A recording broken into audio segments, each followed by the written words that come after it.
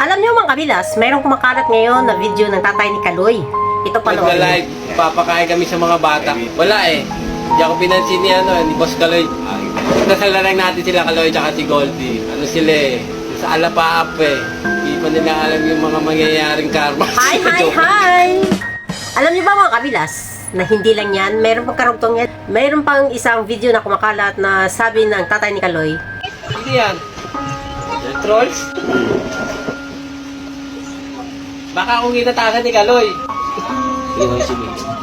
Ginawa niya yung similya ko tapos kinanyan niya kami. Alam naman natin mga kabilas na hanggang ngayon hindi pa rin natapos-tapos ang hidwaan sa isang pamilya.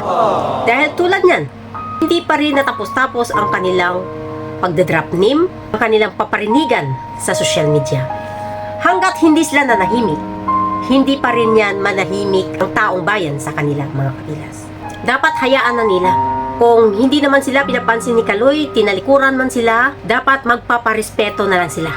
Para sa ganon, ma-realize na ni Kaloy na magulang sila. Dapat sila mismo ang nagpaparespeto sa kay Kaloy mga kabilas para matahimik na ito.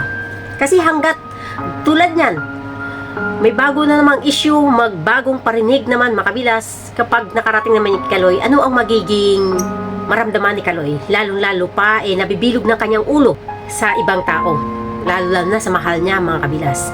So, mas lalo lang magkaroon ng lalim ang galit ni Kaloy sa kanila mga kabilas.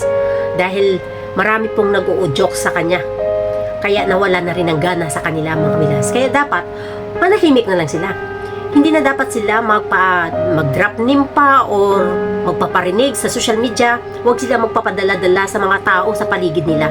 Dahil yung mga tao sa paligid nila, isa din yan sa nagpapalaki ng apoy sa kanilang pamilya mga kabilas.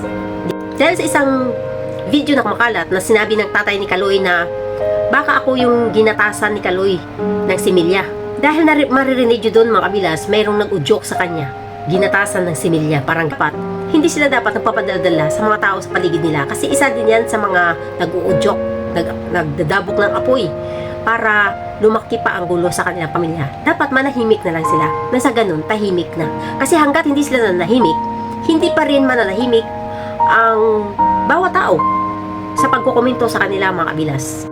Okay na yan na ganyan ang ginagawa nila. Nagsa-charity sila, nagla-live sila, ipakita nila kay Kaloy na nagsisikap sila, na hindi sila nag-aabang ng bigay mula kay Kaloy, na hindi na sila umaasa pa na lilingunin sila ni Kaloy. Tulad nga ng sabi ng tatay niya, nasa alapaa pa sila. Kaya dapat hayaan na rin nila. Dapat sila mismo ng mga magulang ni Kaloy ang magpaparespeto.